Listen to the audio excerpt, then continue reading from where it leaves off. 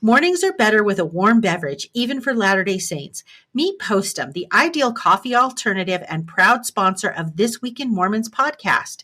Spotted on the coffee aisle at Smith's Grocery or at your local nearby store. Can't locate it? No worries. Order it at postum.com. Explore delicious recipes to tailor your Postum experience. Start your day off right with Postum.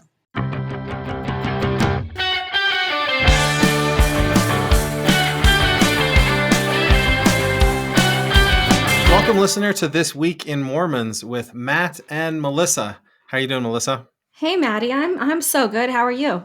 I'm doing great. We're back for another interview. We are. We have, I'm going to call him a distinguished scholar because he's distinguished and a scholar. I like that. Justin Vaughn. He's at Coastal Carolina University. And what listeners might know him for recently is there was a survey done of scholars where they measure presidential greatness, and they have a ranking where they rank presidents in terms of their greatness. And on President's Day, I noticed it was getting a lot of play on the national news. Some people at Fox News were upset about some components, and some people at other outlets were upset about various components. And so we invited Justin on to talk about that survey and how it's done, and also just to talk about, Justin also lived in Boise for a long time, and so we want to know what he thinks about living among members of the church, because Justin is not a member of our church. Now, Justin, Coastal Carolinas, what Carolina is that? North, South South Carolina.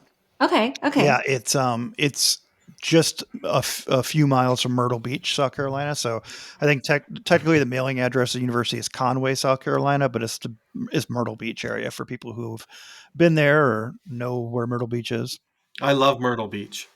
It's a nice place, I tell my friends that it's a great place to live in the sense that it's where people go to go on vacation with their families. And so it's got a very family vacation vibe to it, and you can kind of be on vacation all year long. And the beach there is nice. Like there's the California beaches where it's kind of not a lot of sand and very cold water. Mm-hmm. Myrtle Beach isn't like that. There's lots of sand and the water's warm and you can walk out forever. I think it's a fun place to hang out. Yeah. I think that's exactly right. Now, this survey that Matt was talking about, now listen, Matt is a political science professor, okay? So y'all are going to have a lot of fun things to talk about that I know nothing about, but here's what I do know, okay? My kids, who are young adults, so between like 19 and 26 years old, all of them heard about this survey. So what that says to me is that it made the rounds on social media because they're not going to Fox News or to CNN. They're sad to say, getting their news on TikTok and Instagram. So what that means to me is it made a real breakthrough through all the generations, which is pretty cool, actually. Yeah, that is really cool to hear. I mentioned it in one of my classes, and I hadn't, after it had come out, and one of my students who probably before that was not listening kind of suddenly turned around and said, "Wait, that was you?" And I was like, "Yeah." So she had also heard about it. And I can tell you, she does not pay much attention to political science. So I kind of felt good. But yeah, it got a ton of play. And, this is the third of these surveys that we've done over the last decade or so. And we release them on President's Day when we do them, and on purpose, because people are paying attention to presidents. But it is each time gets global attention, and the New York Times wrote an article about it. I think the thing that tickled me the most this time, though, was that Mark Hamill, who played Luke Skywalker in Star Wars, tweeted about it. And so I feel like I don't care who sends me hate mail. Luke Skywalker liked it. You've got the Luke force is Skywalker's with on my your colleague team. and I. Yeah, the force is with you. Well, so Justin, who are these scholars that took this survey? Well, Matt, I believe you're one of them. I hope. Yes, I am. I was hoping. And so there are Matt and 153 of the other best presidency scholars in the country. No, it's a group. I think it's technically interdisciplinary, but overwhelmingly political scientists. And what we have done is we branched out a little bit over the years. The first couple of times we did it, we surveyed members of a group of who are members of the American Political Science Association, but specifically are scholars who are members of a group that study the American presidency, which I think, Matt, is probably how you and I first met many Yeah. years ago. Yeah. And then this time around, we did that again. But then we added, because we wanted to get a little more of an interdisciplinary feel. And so we also then went and found scholars who had recently published, peer-reviewed research over the last 5 years in top academic journals or on university presses that weren't necessarily members of this specific group. And so we ended up sending out about 500 or so invitations. We had about 200 people click the link, start to fill out the survey. And we had Wow. just over 150 who completed it at least far enough into the survey that they weighed in on the greatness of the individual presidents. And then we had a bunch of other questions in there too about things like who's the most polarizing president or the most underrated president or who should be on Mount Rushmore next. But We're going to ask about each of those in just a second. Yeah, good, yeah. good. But first, I want to know. So I imagine you asked them about their political leanings. So I know Melissa tells me all the time that academia is full of a bunch of liberal people that hate conservatives. Is that kind of No, what no. you're? Oh, sorry. Go ahead. Sorry. Who is academia, Melissa? I don't think there's hate. Oh, okay. I don't think there's like this Disdain. big division. No, That we're I think better most than. college professors are more liberal leaning. That's all I think. Is that kind of how your sample looked? Yeah, Matt, you might regret inviting me out of this after I say this, but you should listen to your sister because at least in this instance, she's right. Our sample, and I told you how we created it. I think that we're 90% left of center on it, and so there's a very small minority that are identify as conservative or identify as Republican. Uh, Not shocking based on what we Yeah. know about higher education, but yeah, it's not representative of the public. But it is representative, I think, of um, Academia. the discipline in academia. Yeah. And it doesn't mean that they can't be impartial in their answers to questions.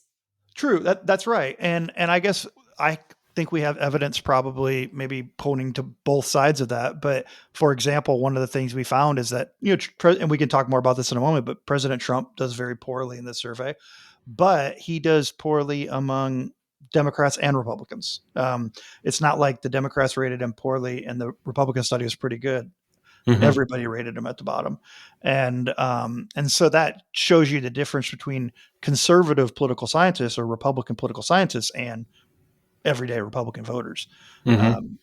But then at the same time, I think this time around we've seen some ideological movement in some of the responses that would indicate that while these professors who participated in the study can fill out the survey with their professor hat on and not their partisan hat, that they might have been wearing a little bit of the partisan hat too. That Democrats all went up from the last time we did it.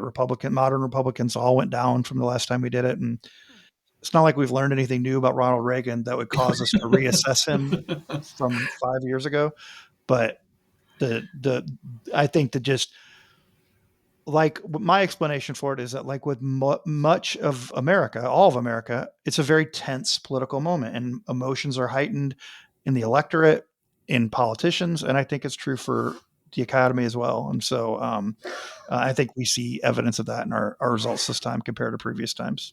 Mhm. Do you think that Trump came out ranked so lowly because he's recently out of office? Is that something you see often when presidents are first out of office, that they're ranked more low?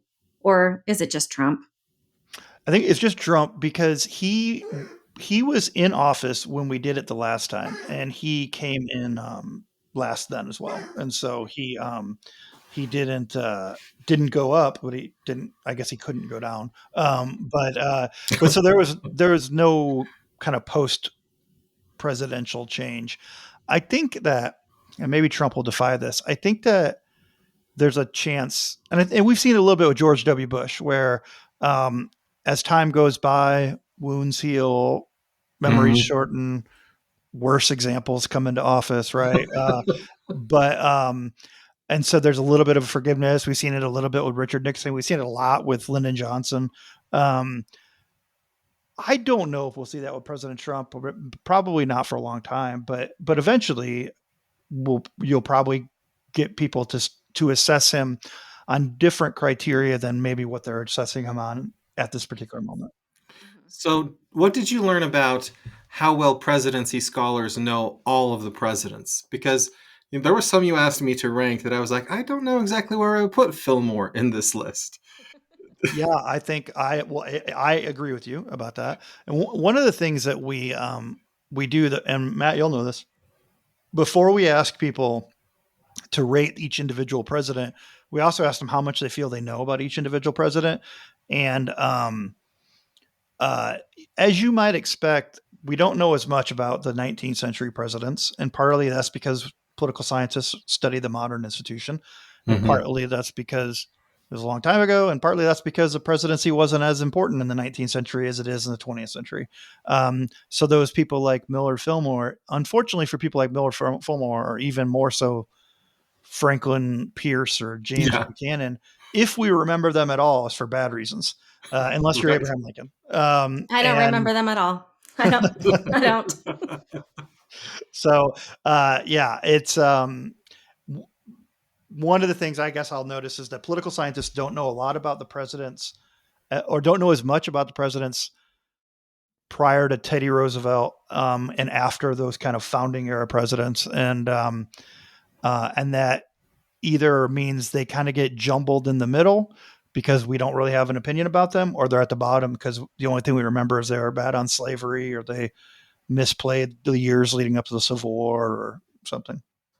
So who do they want to add to Mount Rushmore, and who do they want to take away? We never have asked take away. That's a good one for next time. I like that idea. I'm gonna guess people. Ooh. Wait, who's on Mount Rushmore? I'm sorry, I'm playing the dumb one, but I am the dumb one. Who's on Mount Rushmore? Well, I know there's 4. Don't feel dumb, because it's George Washington, Thomas Jefferson, Abraham Lincoln, and Teddy Roosevelt. Okay. But the first time we asked this question, we realized that a non-trivial percentage of our professors identified presidents who are already on there.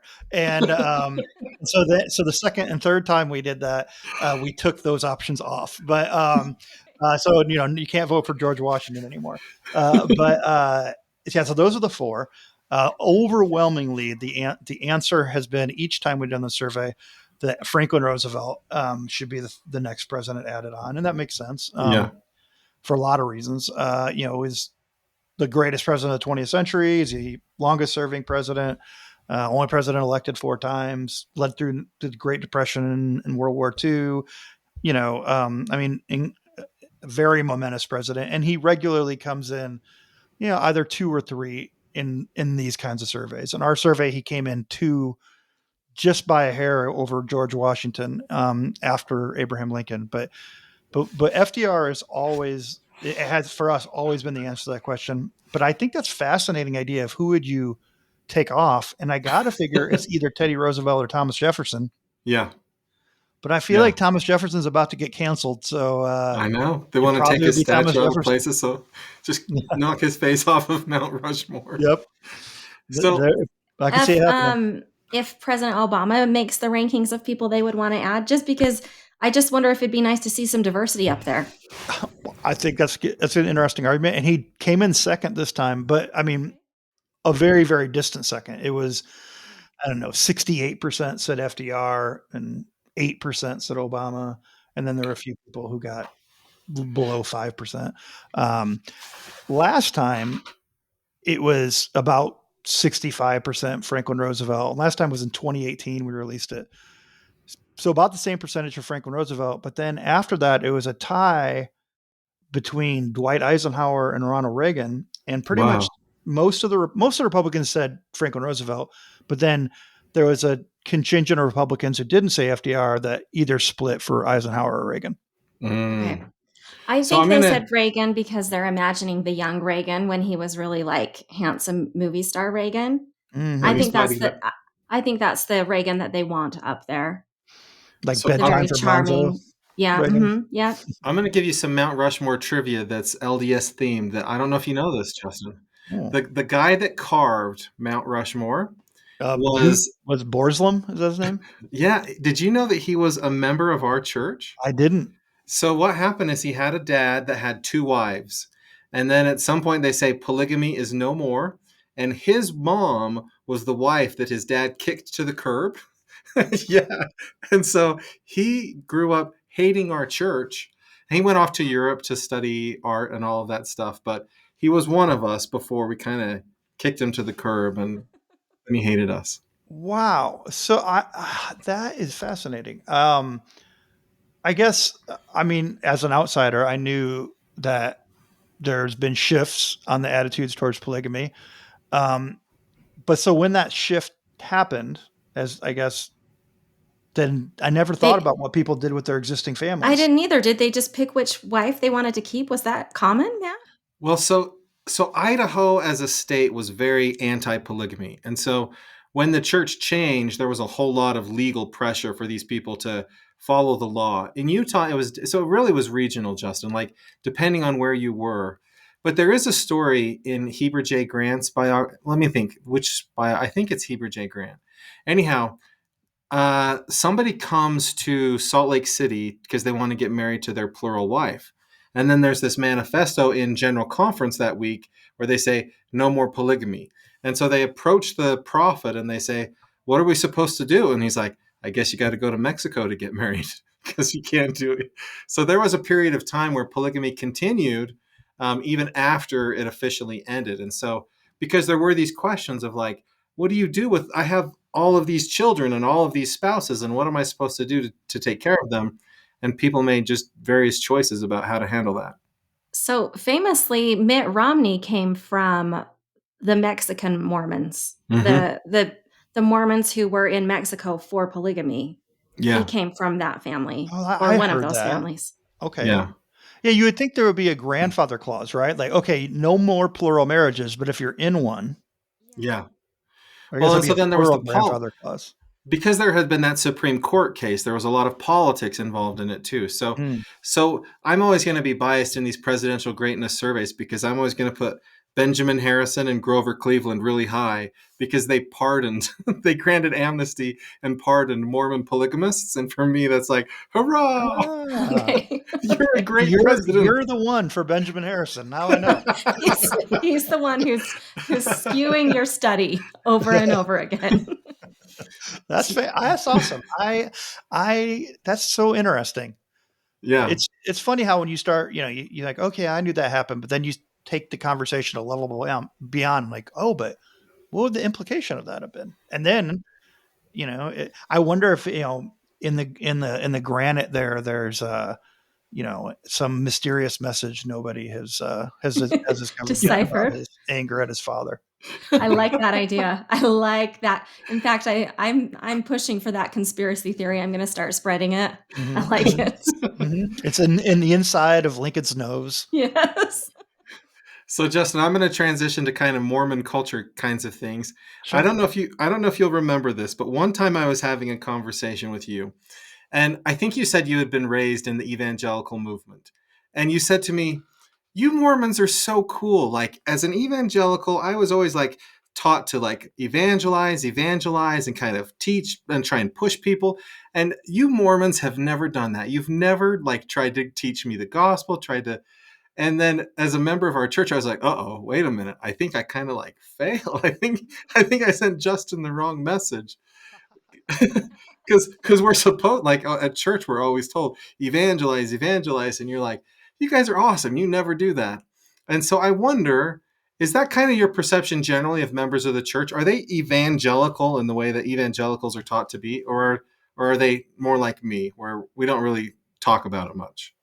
Well, so I obviously am coming from a position of ignorance, and so what I'm gonna share what I feel like I have inferred through living in a place where there are lots of Mormons and knowing people and having friends that are Mormons, and how it was different, and also I guess different. And even now, I moved from Idaho to South Carolina several months ago, and I have been invited to church more times in the last 6 months than I have in the last 15 years. And it's,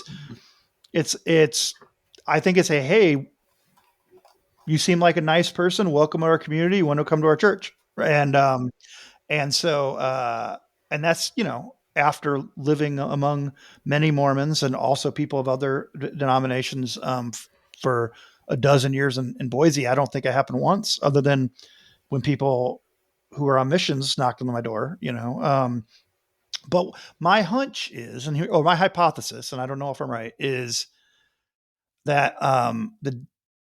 while the evangelical Christian faith is obviously very outward focused, and so is the Mormon Church, that you all like institutionalize it through missions, and so um, there are periods.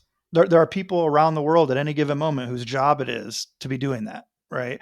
And so that I felt like that takes the pressure off of the everyday citizens to be having to do that kind of thing. Whereas I remember I grew up in the and I don't think we called it evangelical then, um, but it would be considered that today. But I grew up in what was the denomination was the North American Baptist whatever and association, and we would, and my dad became a pastor later, but he was the music pastor, the music Mm-hmm. minister at our church, and we'd be at church 2-3 nights a week, whether it was for choir practice or for youth group or whatever. And there was a organization called Awana. I think it still exists. In fact, I know it does because I drive past this church on my way to work, and they have a sign for it. But it was basically like a evangelical Boy Scouts, and you would meet and you would learn the Boy Scout kinds of things, but then you would also do lots of Bible verse memory and lots of, you know, um, learning lessons from the Bible, but and also lots of just like basic sales techniques in terms of. I mean, it's like we're always learning new ways to recruit our friends from school to church, and Really? yeah, and whether it was we're going to have a big pizza party at church next Wednesday, everybody has to bring one friend, or Oh. I don't know why I remember this, but I still remember um, tomorrow at school. And this is just dates me, but we used to have pencil sharpeners, right? Which when Mm-hmm. was the last time you used a pencil sharpener? Um, but I remember they said tomorrow at school you'll see somebody that you're friends with get up and sharpen their pencil. Just go up and stand behind them, and while you're standing there sharpen your pencil, invite them to church on Sunday.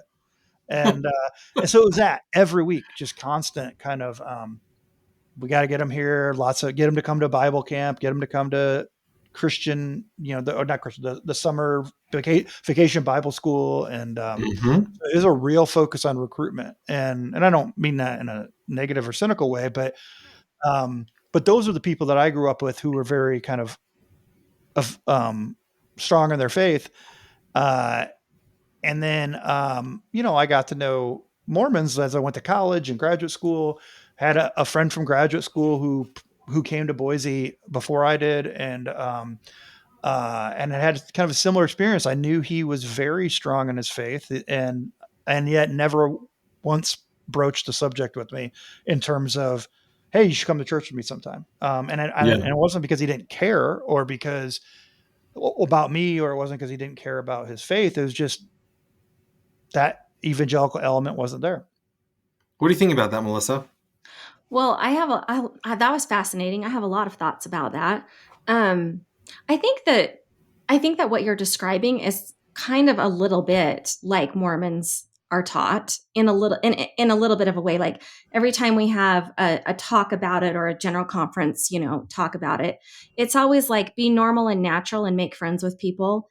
And maybe they want to come to church because they see a little bit of you acting like Jesus and they want to learn more about this Jesus person, right? But it's not that there's not the pressure to bring people with you. There definitely is. But it's just we're not given direct instructions, I guess, on how to do that. Mm. But I also think it's really interesting to hear that you grew up like that with your dad as a pastor.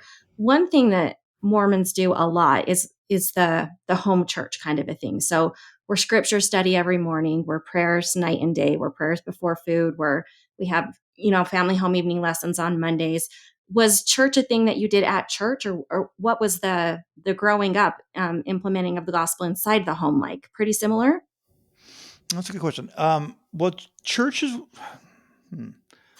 We were at church a lot, and I think church was like the cornerstone of our social life. And also, my parents both had large families, and so it was either church or family. And my dad's Same side of the thing, family kind all of, went to the huh? same church as us. But then again, I also know that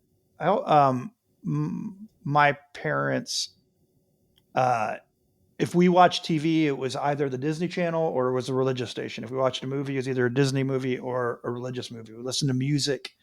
It was either the soundtrack to a Disney movie or it was Christian music.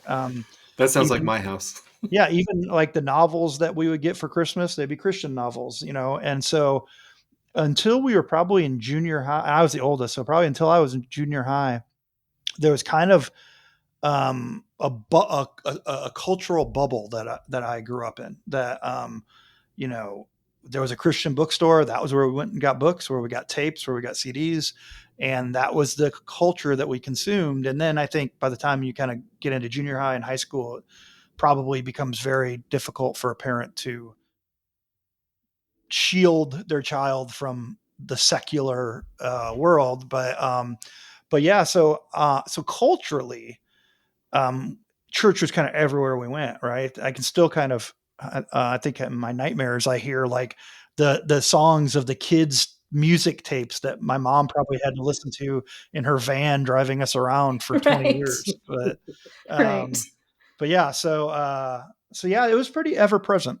So when you get to Boise, does it feel like there's this other Mormon cultural bubble people are living in, and you're excluded from that in some way? I never felt excluded. I never felt excluded.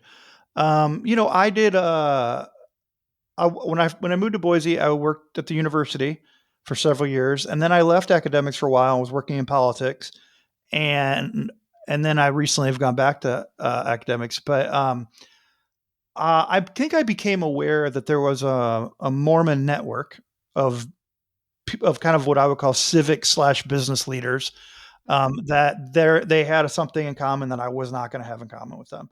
That doesn't mean I wasn't friends with them, that they wouldn't do business with me, or that they wouldn't, be allies on different things. But there was just a thing we didn't share that was obvious to me, but not in a negative way. Just I'm not I'm not in that tribe, and so you know um, Like they would have been welcoming in the tribe, but you would have had to go to church with them or something like that to get in. probably, yeah, Mhm. Hmm. yeah. I And wonder. I yeah, wonder. Like, I frequently wonder about that because obviously I recognize that I'm in the tribe, right? And I always wonder, like, are we excluding people from this tribe? But but as you describe your childhood, it seems like people kind of do that in all kinds of social circles in their lives, and it's not a unique to us kind of thing. right. I think that's right. And I think that oftentimes, and I don't think this is the case for your church, but I think oftentimes, you know, for a lot of people in a lot of situations, if they're part of a group, sometimes there's just as much a group identity only matters if there are people who don't get to share it, right? Hmm. Like a club only matters if there's people who can't be in the club. And I don't think that's the case for your faith or even for most faiths. But it's not. I wouldn't. I never viewed it as like an elite thing that I just couldn't qualify for, but just more of a well, you So know. yeah. Well, I think that is actually that's interesting. I think that is one of the bigger struggles with our church right now is that there are actually some people who feel like they're not invited in. I think that's one of the things me and Matt think about a lot is that there are people primarily in the LGBTQ community who feel uninvited from our faith. And even though as a big picture our faith says things like, you're welcome, you're invited, we love you, we want you, it doesn't feel that way to some of those people. And I think, largely that's one of the biggest struggles our church is having right now. That's a good question because I guess asking me it's a very social question. Yeah. But I think, but I'm I mean all the uh, all the default markers, right? It's straight white male, right? That I don't have I have not had a problem in my life and like being allowed into spaces, and so Mhm. that's interesting.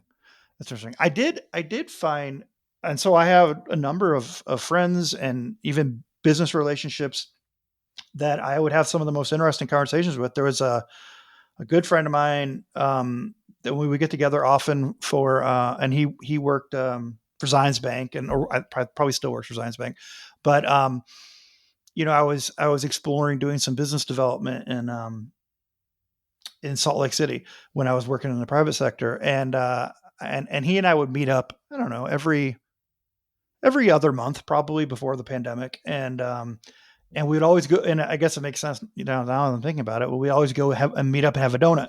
And and I said to him, "Hey, I'm gonna go. I think I'm gonna go down to Salt Lake a few times over the next few months and try to really purposefully do some business development. Um, but my go-to in terms of getting to know somebody is to invite them out for a cup of coffee or for happy hour. And I don't think either of those are good moves. And so what is the acceptable alternative, right? And because I don't think, because you're not going to invite somebody out for dinner because that's a, I don't know, more intimate thing. But and he and me, I don't know if this is just a thing for him or if this will resonate with you all, but he clued me in on something that he called light breakfast. And he Oh. said, "Oh, what you want to do is invite them out for a light breakfast." And I was like, "That phrase exactly?" And he's like, "Yeah, that they'll know exactly what that means. It means go get a cup of coffee. They're not going to drink a cup of coffee. You can drink a cup of coffee. They might have orange juice, pizza toast, but that's the networking version of, do you want to get a cup of coffee or do you want to get happy hour?" And I said, "Oh, how fascinating!" Because you had to have those. I guess you wouldn't call it social lubricants, right? But you have to have those those things that where Yeah. you can be in a semi-formal or semi-casual environment and build relationships. But I didn't know, but my go-tos would not have been appropriate in that arena most of the time. Yeah, academia has kind of trained me to ask people to have a cup of coffee, right? So even Yeah. among LDS scholars, we'll be like, "Hey, you want to go for some coffee?" Even though none of us are going to drink coffee, that's Huh. just the lingo that we've learned. But it's true in Utah. If I said, "Hey, you want to go get a cup of coffee?" They'd be like, what are you talking about? I don't want to get Right. a cup of coffee." Well, and I think my friend at the time, as I said, no one's going to hold it against you if you ask them if they want to have a cup of coffee. But if you're talking about not wanting to have a sign on your head that says, "I'm not in your tribe," and that's maybe not the thing to lead with. Uh, well, okay. So let me Um, ask you about some kind of fun Mormon stereotypes. Well, let me ask you first if there's a celebrity or a person in the media, when somebody says Mormon, that you kind of go to, like, that's your picture of who a Mormon is. well, I think it's Mitt Romney. Um, Oh. Makes For sure. sense. Yeah, Mitt Romney's the first person I think of, and part of that's but I think that was true before the presidential election. Hmm. He was when he was governor of Massachusetts and a business leader. I think he's the person that I would even then have thought of, but then especially since the 2012 campaign, he's the person I think of. I think Mitt Romney, I think he consistently looks like a politician, like he looks like a candidate, but also he looks like a Mormon. Like Hmm. he has that look about him to me. Well, so then that's another stereotype question I have. Which of these would you say is more true, that Mormons are stylish or that Mormons overdress? Ah, huh. I guess I'm trying to think of the people I know. You all, I guess even the guys have a little bit of a flair. Um, so maybe I would say stylish. Nice. You're making me feel good inside. Is that a value that's kind of shared in the community?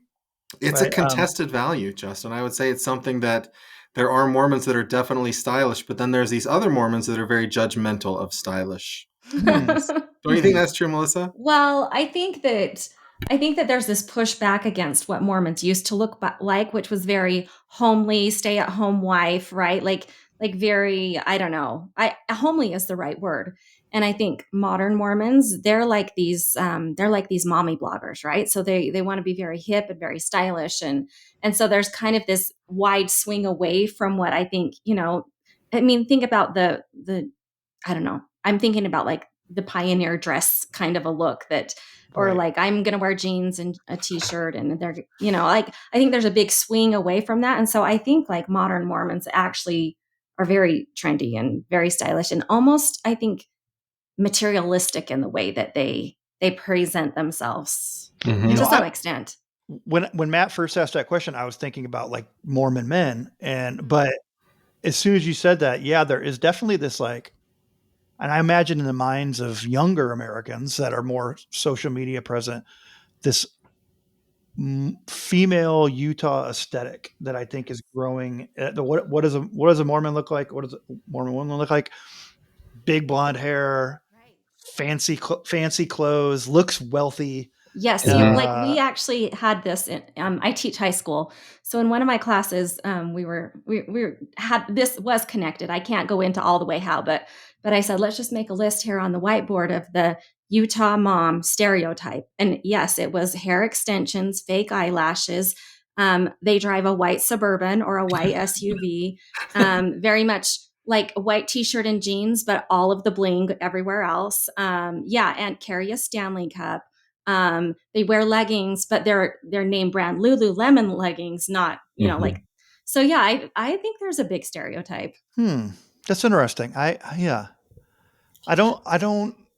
don't know.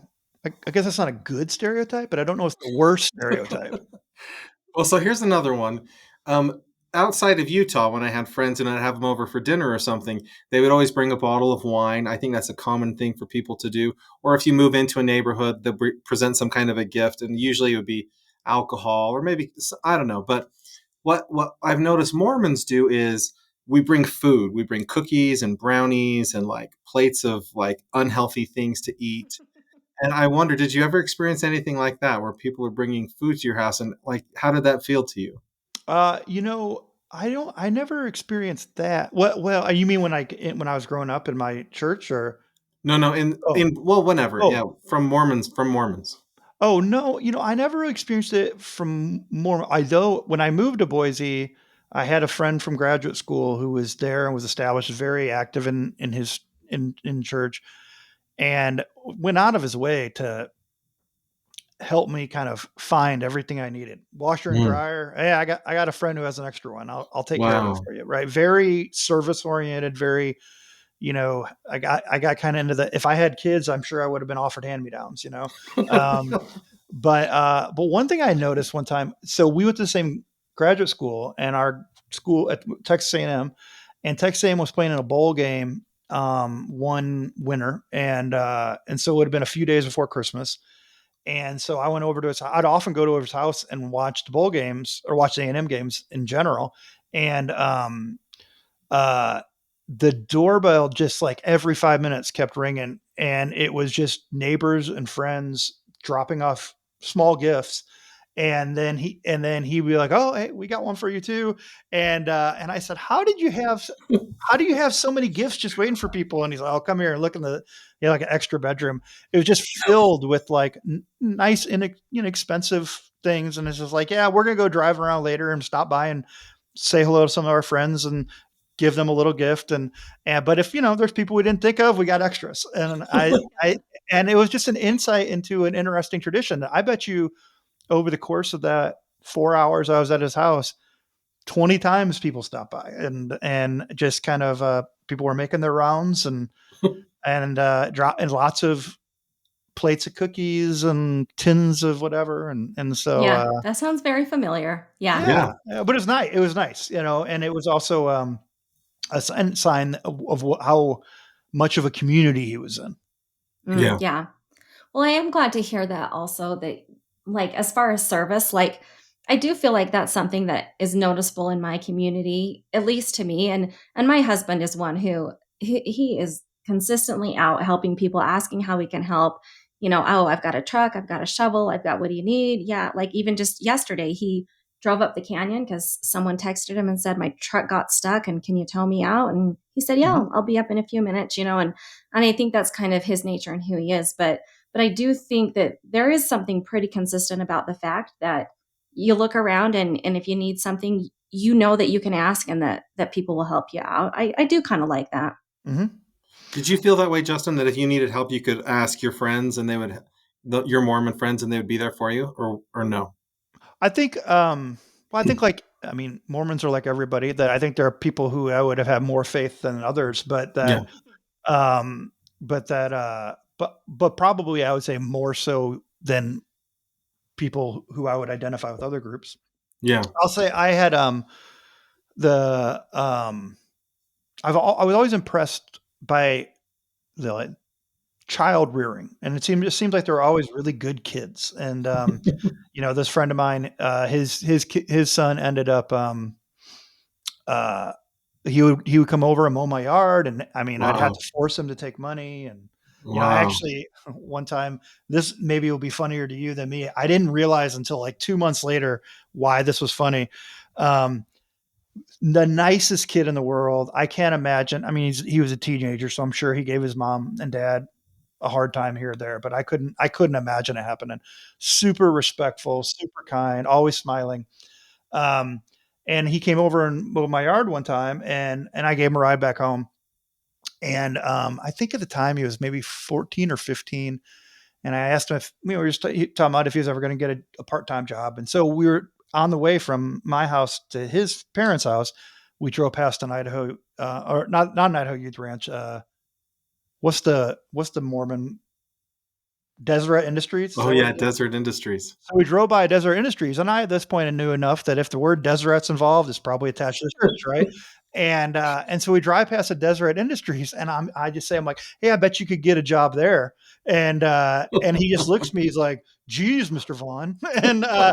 And then he just kind of got quiet for the rest of the drive home. And I didn't know. And then later I saw his dad, and I was talking to him like, hey, and I told him the story, and his dad starts laughing and laughing. And he's like, "Oh, you don't know what you said to it." And I was like, "Oh, so let me tell you about the role that plays in our society." And I was like, "Oh man, I'm sorry." He's like, "Oh, he got over it." Oh, that's great.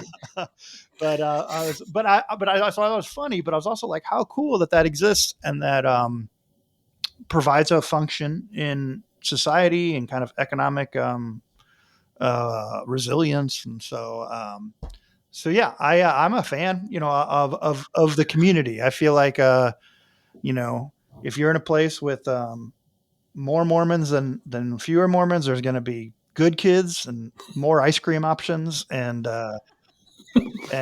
probably safer drivers and hair And extension. maybe not a Starbucks. And maybe not a Starbucks. Well, anymore, most of the things at a Starbucks don't have that much coffee in them. So Uh, yeah, Hey, well, but Justin, thank you so much for joining us. It was really great to get to know you better. Thanks for talking to us about your Presidential Greatness Survey. If people want to find out more about that or about you, what should they do? I don't do any social media. That's a long conversation. We'd probably better off not getting into. So I guess just they should reach out to you, Matt, and say, hey, what's Justin been up to, and you can give them the Yeah, scoop. that's great. All right. Well, listener, we'll talk to you again next week. Have a good week.